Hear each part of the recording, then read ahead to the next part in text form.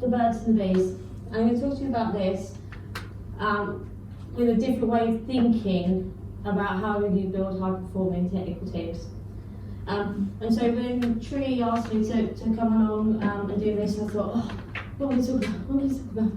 Is it hybrid working? Is it tools and technology for collaboration?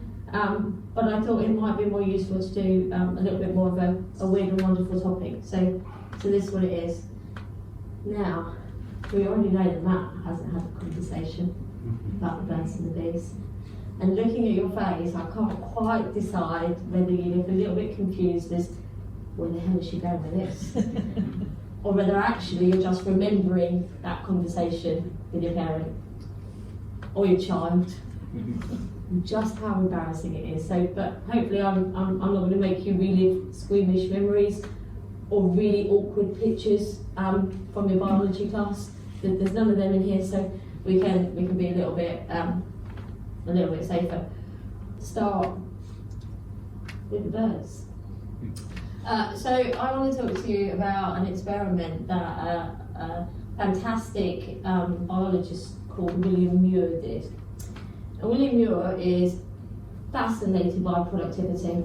It's the thing he spends quite a lot of his time looking at. And he decided he was going to run an experiment with chickens. Now, why chickens? Well, two things about productivity in chickens is, first of all, they live in teams, so flocks. And it's really easy to measure productivity in a chicken, you just count the eggs. So, pretty straightforward, much easier in chickens than human beings. But he developed this amazing experiment. So what he did was he took an average flock of chickens. Stay with me, this is a good one, stay with me honestly. And he left them for 6 generations. So 6 whole generations he left these chickens. And then he took just the highest productivity chickens and he put them in the second flock. You could call these super chickens. Yeah? So these super chickens now live in a super flock. And he waits. 6 generations go by. What do you think happens? So, the first flock, the average flock, all nice and plump, all nice and fat. And actually, egg production had gone up dramatically in this happy, fluffy, plump flock of chickens. The second flock, however, the super flock, this is what happened. So all but 3 of the chickens were dead. And the remaining 3 had pecked the others to death. That individually, the most productive chickens had only achieved their level of productivity by suppressing the productivity of the rest. Now this is a story I've told quite a few times, it's one of my favourites and quite like chickens. And people come up to me afterwards and they tend to say, shit, I'm a super chicken. Well, we've got plenty of super chickens where I work. Or my whole team is actually the super flock. On the company I work with, the only way you can be promoted is to be a super chicken. But we all work in the charity sector, right? We're all nice. We're all caring. So super chickens here, are they? We are. And the reason for that is because actually most organisations and most societies have been running on that super chicken model for at least the last 50 years. What it says is that in order to get ahead, you have to compete. In order to get ahead, you have to get into the right school. You've got to get your kids into the right school. They've got to go to the right university. They've got to get that job. And once they're in that job, you've got to go for that promotion. And you've got to get that better job. And you've got to progress, and you've got to progress. And the problem is, in the way that we do it, in order for you to win, in order for me to win, somebody else has to lose. And that's hard, isn't it? And I don't know about you, but I've never really found a pecking order to be particularly motivating or inspiring. Never really found the desire to want to win at the cost of somebody else losing particularly motivating. And yet, still, this is the culture and the structure and the society that most of us live in. And that's pretty tough. And so there kind of must be a different way, right? Yeah, we think we don't want to do this. And the problem is that what actually happens in human beings when we put people in that structure of a super chicken, and we give all of the power and all of the responsibility and all of the budget to a super chicken, is that you get exactly the same thing as you got in William Muir's experiment. You get aggression, you get dysfunction, you get unhappiness, and you get waste. And that's the thing I'm really keen to solve. Because we all know happy, motivated people produce more. Whether that's surplus, whether it's profit, whether it's product, happy, motivated people are great for all of our organisations. And more importantly, they're actually great for our society. We want everyone to be happy and productive. We want people to go to work, fulfil a purpose, feel like they're doing great, and go home at a time that's reasonable. So, I'm going to talk to you a little bit about an alternative model. I was going to tell you this first. So, how do we do that? So there was an experiment done by a group of professors at MIT. And these professors in MIT thought, okay, we're all interested in this, and we all know from loads and loads of studies that trust and psychological safety is a prerequisite for teams. But what else do we need? What else is there?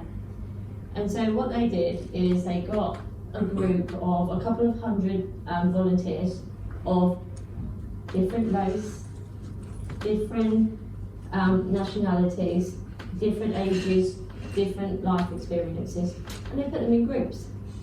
And they gave them some really, really hard problems to solve. And then they measured, as you do. It's always about the data, it's always about the measurement, what happens. And so we learned two things. The first thing is that we already know. Some teams are more productive than others. Yeah?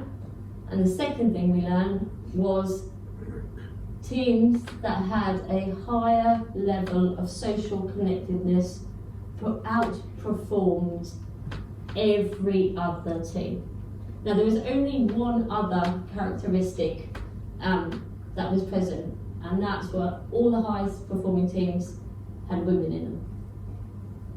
Obvious, like everyone here knows that, isn't it? If you've got a high performing team, you've got a woman in it. But the reason for that is actually we believe it's a doubling down on something called the empathy quota. So the way you measure empathy is by something called the reading the mind and the eye test. And all of the teams that scored really highly in this had this social connectedness, and women scored very highly in that purely because of empathy levels that kind of naturally happen. But the other thing that they also found as part of this is that every team gave equal voice to all of the people in the team. There was no one voice that was louder than anybody else's. And equally as important, there was no people without a voice. There were no people that didn't actively participate in the membership and in the group and in the activities. Well, I'm talking to you now about the bumblebee. A colony of honeybees is more than just a queen and a bunch of servants. Bees are really, really social creatures. They work in communities and they have a really advanced social makeup within the system. Anyway, just the interesting fact that I found out while I was writing this is that diversity is built into a hive by the queen, and she can control everything about when another bee is born, not just their male or female, but their tolerance to temperature, their size. And so actually, they're probably doing a much better job at diversity than we are given the talks we've listened to today. But all in all, if you observe a beehive, you'll see definitely where the term busy as a bee comes from. But it may look disorganised, but it's actually really, really organised. And one of the things about a beehive and honeybees particularly is they work for the group, and always the group, and never for the individual survivor of a bee. It's always about the colony. And I think, if nothing else today, what I'd like everybody to think more about is how do we get ourselves and our teams thinking more about the collective whole and the performance of the whole team rather than their personal individual performance. It is only together that we can actually achieve and fix some of the major issues, challenges within our organisation.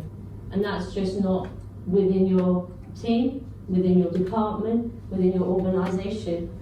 But I'd kind of like to go one step further and say, actually, if we don't collaborate within the sector and within the world, if we don't use our collective strengths and our collective knowledge for good, then we're missing a trick.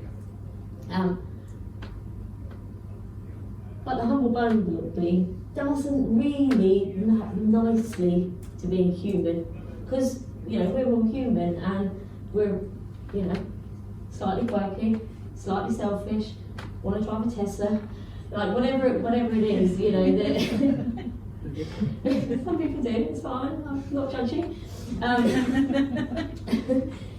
Maybe just a little bit, but. So how do we take some lessons from here, and what do we learn? So the things I do want you to think about though is this little guy. So this little guy's a worker bee, and he's all happy and he goes about his job, and he lives in a hive, and he has what I call active membership and clear expectations. Okay, so what I mean by active membership is that he actively participates in making life better for every other bee in the hive. Yeah? How do we build that into our teams? How do we actually help people to be active? This little bee is not sitting in his little home bee office with his camera off and his microphone on mute, and he's sat there not participating in meetings and not getting involved. He's an active member. But also he has really clear expectations.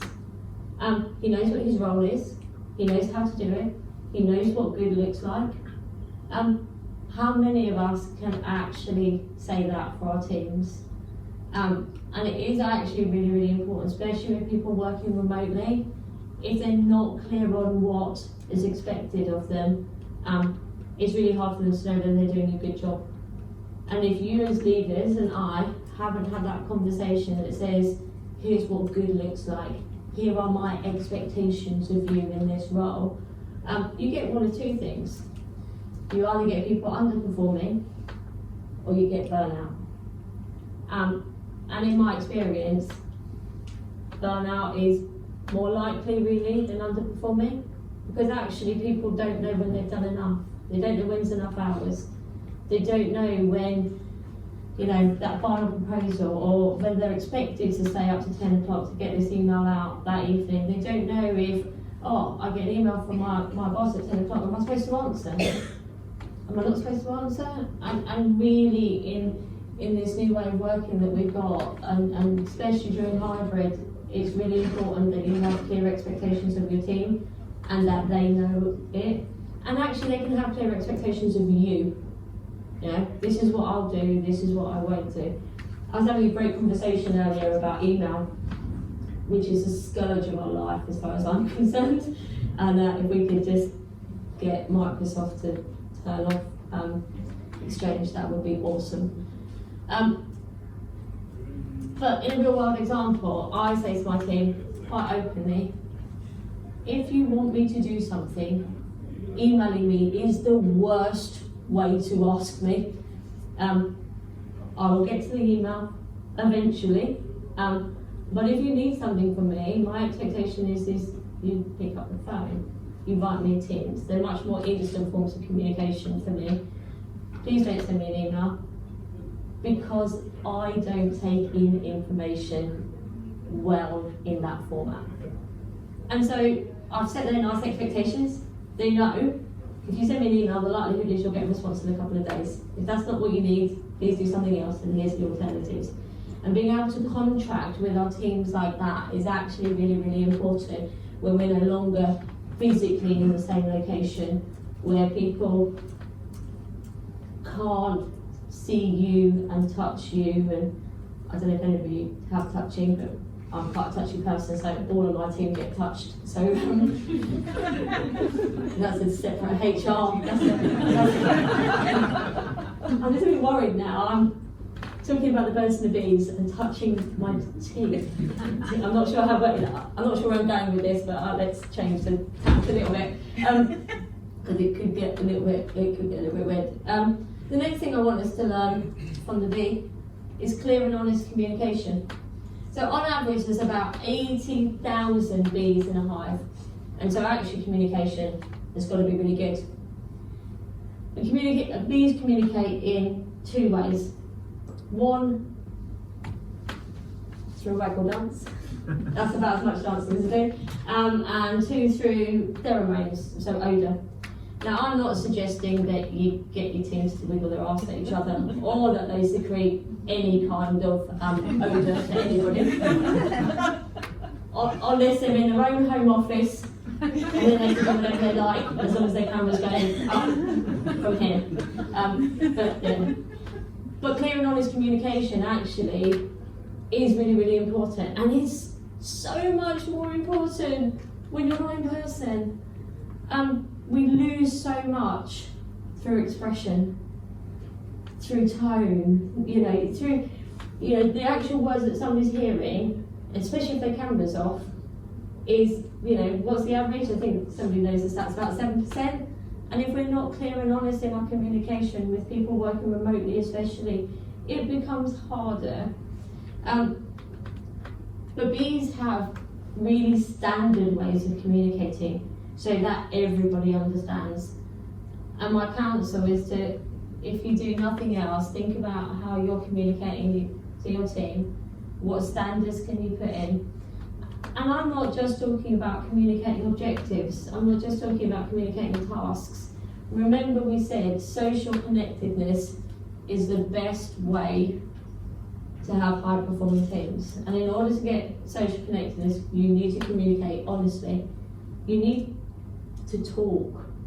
How was your day? How are your children? Get to know me as a person. Because if you're not investing that time in honest communication where you want to know a person and really know a person, you're never going to get past really task assignment. And that's really hard, because we're all busy, aren't we? But let's be honest. And it's really easy for one-to-ones to drop off. And it's really easy to go, oh yeah, I know I need to do an all-staff briefing, I'll do that next week. Oh, but I've got this P1 issue and this cyber security thing that's driving me crazy. So communicating with our people is the thing that drops off the list so often, and yet for short, medium and long-term benefit, it is the thing you should be investing most of your time in. And yet none of us do. So going away from here, if nothing else, please can I ask you that you give me an hour, just 1 hour. And it could be at any time next week. And you put it in your calendar and call it this hour. And I want you to spend that time just thinking about how you can communicate better with your teams. Start with your leadership team. Start having actually open, honest conversations. Have social time. And then figure out how you're going to do it for the rest. It will take an hour to go, really, what kind of standard information do we need to make sure everybody knows? Because the other thing in this is honeybees don't keep to themselves where the best source of flowers are for pollen. They don't keep to themselves predators that are out. They share open information, and the more you can share, and the more you get away from that super chicken model of I'm keeping all my information and all my knowledge because it's what makes me powerful and it makes me super chicken. Figure out how you're going to do that. It will literally take an hour, not to implement it, not to stay honest, but actually just to come up with a plan on what you're going to do and better. Even if you make a 5-10% increase in this area, it will probably do better than anything else you can do before Christmas, in my humble opinion. But invest the hour and then call me up at Christmas. Yes, well done, thank you. Cooperation and helpfulness. They don't sound very sexy, do they? I'm be helpful. But actually, being helpful is probably one of the most valuable things anyone in your team can be.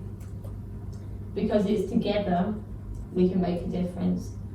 And if one person is stuck here and somebody else knows the answer, having that culture of help, being helpful and being cooperative actually makes everybody in the team more productive. And yet we still don't do it. We're like, oh, I'm so busy, I haven't got 10 minutes to answer this question for you. Oh, I've got this, you know. But actually, we need to be able to build time into people's diaries to be able to say, it's okay to give someone some help. It's okay to train them. It's okay to answer their questions. It's okay to ask questions. Because that's the way we learn.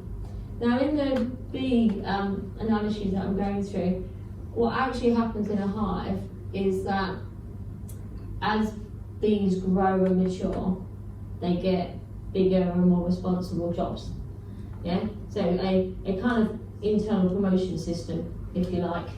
But each bee is then responsible for training the other bees, and each bee is responsible for making sure that everything in the hive is done. Bees don't go out and hire trainers. Bees don't go away to bee school to learn how to be a bee. They're taught in their community, in their colony. And if you can build that into your team where every single person's responsibility is to help train and develop everybody else, imagine what you can achieve. Imagine how helpful everybody would actually be. But this is about the bee, and I'm going to talk to you about the queen bee. And even for the boys in the room, that means you too. So, the queen bee. Bees have what we call distributed authority. Yeah? So when the foragers go out and buzz around all the flowers and get pollen, they don't come back to the hive and go right the way up to the queen bee and tell her where the great sources of food are so that she can tell everybody else. They communicate where they need, and the decisions are made at the point that they're needed. In many organisations and even in many IT departments, there's still up the hierarchy and down the hierarchy to make decisions. I still see a lot of that with lots of organisations that I work with. And one of my counsels to everybody is, how do you get as much of that off your plate as humanly possible? Making the decisions is not the most important thing you can actually do. Yes, you need to be involved in big strategic budgets and big strategic spend and making sure the direction is going right, but actually day-to-day operational management and the minute hundreds of decisions you need to make every day, they are best made by the people doing the work. And so what do you need to do, both for yourself, and for your department, for your company, to make you feel comfortable with that? What needs to happen for you to be comfortable? Do people need to make the same decision that you would have made? If so, they need more context. They might need more training, but it's not a reason not to do it, because the more we can devolve and distribute authority, actually, again, the quicker decisions get made, the quicker problems get fixed, the more time you'll have to do actually the more important stuff. But the Queen is also a servant to the team, which many people don't actually realise. They think Queen, servants, all coming in, and but the Queen has a job in her own right. So the Queen is the heart and the soul of a hive. Exactly the same way each and every one of you are that for your teams and your departments. You are there as the figurehead, you are there as the heart, the embodiment of the culture, the embodiment of what you're trying to achieve. But it's still important to be part of the team. So on average, a queen bee lays about 1,500 eggs a day. Kind of sounds like hard work to me, and I've only got one child. So, that's a bit. But being part of your teams and still actively engaging with them, actively encouraging them, but being a servant to them is vital for changing a different way of work. I always try to say to people think hierarchies should be like that. In my world, at least, it's like that. Yeah, we have to put our frontline people first. We have to put the people that are doing the work day in, day out, whether that's your service desk operations, and actually you're there as the last point of contact, and you sit at the bottom of the triangle, not at the top. And that's a really important philosophy for me, and something I would definitely like each of us to have a think about and take away. But there's a but. There's always a but.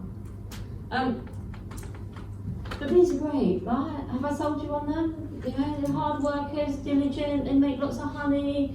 They're awesome. And without their efforts, many flowers wouldn't get pollinated, which means actually many animals and humans would die. They are a key part of our ecosystem. And they are the go-to example in work. We even use the term, don't we? Worker bee, busy as a bee, buzzing around. But modelling our workforce just on the honeybee actually gives us some bad bits as well. Honeybees spend all of their life working. And if we just follow this model, things like burnout, stress, and a work-life model that is totally weighted on work is actually what we get. And a lot of work is changing. Yeah, if you think a hive is a centralised structure where every bee goes in, yeah, you could kind of say a bit like Canary Wharf. But that's not how we're going to work going forward. It's not what we need. So I'll introduce you to something maybe your parents didn't have as part of the Birds and the Bees conversation, and definitely what you didn't have if you've already had that conversation with your child, and that's fun and innovation. And to continue on the animal theme, I go down the dolphin route.